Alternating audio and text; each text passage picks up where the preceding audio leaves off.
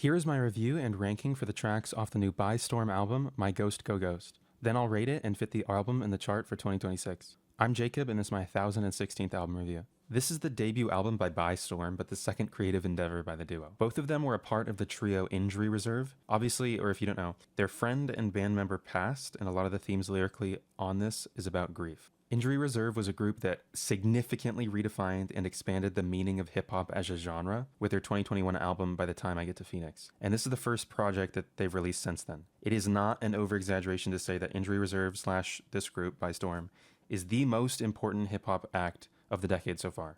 These guys are it, okay? They're on the cutting edge, and it's an honor to even be listening to their music as it drops, and not when it becomes a classic in 10 years. The intro, Can I Have You For Myself, starts off pretty minimal with just a guitar and a couple vocal parts.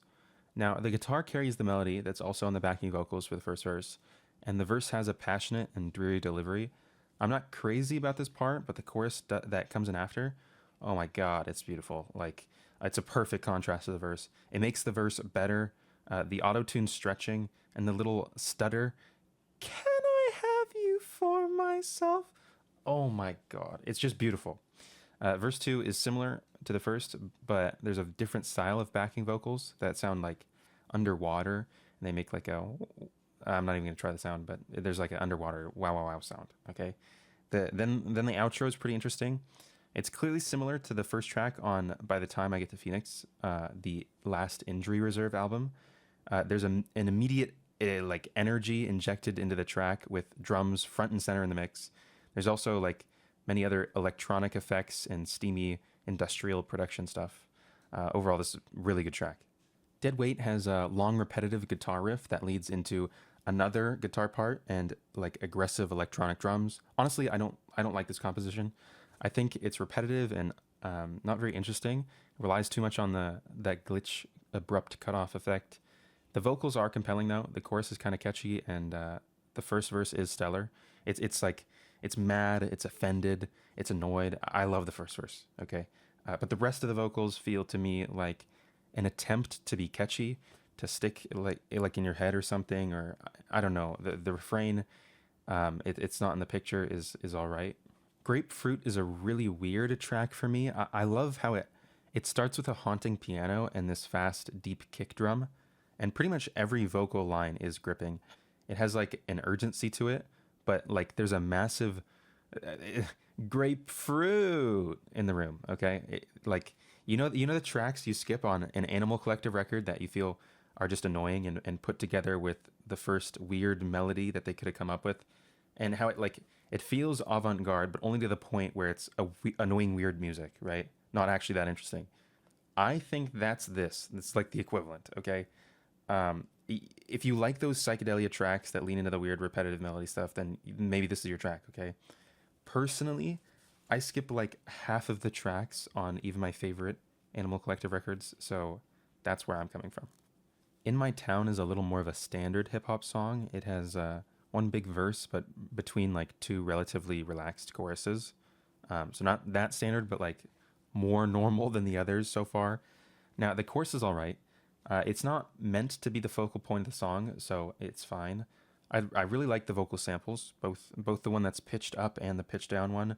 There's like a sick metronome feel to the drums, but it's really the genius guitar part and piano parts that make the beat feel alive, and it amplifies the verse's feelings of like frustration and despair. For me, the problem of this track is that it overstays its welcome. If it was like just one chorus and the verse, it would be for sure a heavy hitter on this album, I think. But there's like a long outro sequence. The song length is doubled when it shouldn't be, okay? There's a long outro sequence similar to the first track, but it goes for like 3 minutes and isn't that interesting. It's literally just the instrumental of the first part of the song, like with a couple new elements added. Zigzag has one of the cooler, like catchier hooks on the album. If you want to compare the earwormness to Grapefruit, I think it's much better and not at all approaching annoying. But saying that, I don't think it's significantly compelling part of a song, okay? The special part of this song is when the beat, specifically like a steamy sounding drum part, intrudes at like roughly 2 minutes. It has a rewinding feel part of it, and I think I'm hearing a tambourine, which is really cool. It's for sure the most interesting percussion part so far. But the best part of this verse, starting with the stayed the safe and narrowed path shit. I was on my lonely back then shit. That verse is insane, and it repeats later, and I for sure welcome it repeating because it's just such an insane verse. Or I guess you would call it a refrain or whatever, with a signature injury reserve flow that they've kind of done before, but it's like it fits perfect here. It has an insane beat. This is just a stunning song. Best interest is honestly not even cool in concept. There's an awesome wailing sound thing that they could have done more with or mixed higher or something, but I don't think the rapping, it's like, I don't know, this is a little bit of a letdown. I know it's supposed to be a sad, slow track, but I feel like it lacks passion.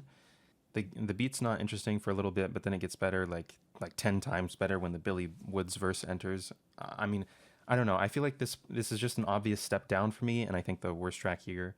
It's still a good track though. I just expected more. Now, following that step down, we have literally the best track. And now I remember this or a version of this song was a single a while ago that people were mega glazing. I never listened to it because I mean, I'll be blunt. I don't listen to singles usually because I think like the form of an album transcends individual songs. So I usually wait for the album.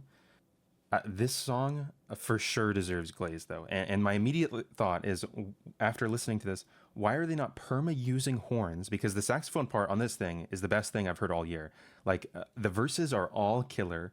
The chorus floods the song with an insane segue to the next verse that perfectly keeps the momentum of the song together. The electronic staticky drum part is a perfect complement to the unstoppable saxophone. I couldn't say enough great things about the song. Like, just go listen to it over and over. Like, this is why these guys are the face of experimental hip hop right now. And I Dance keeps its promise in its title. It's the closest to a dance track so far. Like, with a driving drum rhythm and a Kanye's like 808 and Heartbreak inspired, like influenced background vocals. Like, it's very good, okay? Even the first half is not just like a typical dance song. Like, the production here, the verse, the feel they capture is like next level. They clearly have a perfect grasp of what makes a pop song kill. If these guys wanted to, I think they could make an album of like very high quality pop music that would make them in mainstream instantly and blow up. Like, they just understand music on another level. Also, okay, I'm not calling this a pop song. Obviously, it's not. It's just like it's close to pop rap and R&B, but they have those elements down here that make a pop song kill, and this is just an insane track. The closer is an acoustic guitar focused track, similar to the first song, but with more uplifting harmony, even though the lyrical theme is so sad. The guitar part is repeating the same like riff the whole time, but it's the kind of repeating that I like.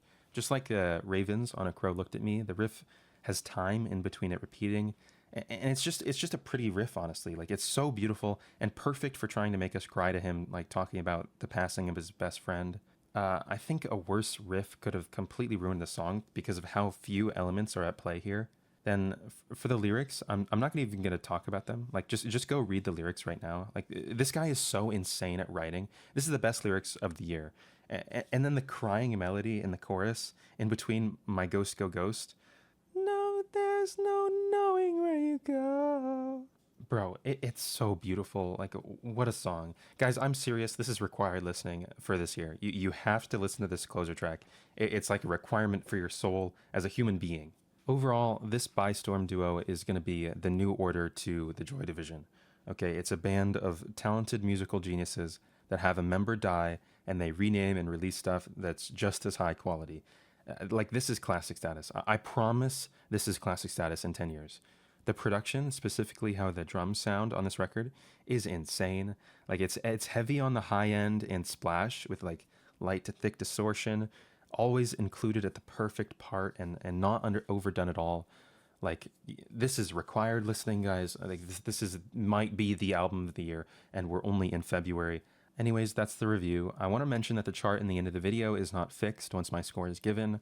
As I re-listen, the scores will change throughout the coming months, and the newest version of the chart will be up to date every video with my current rating.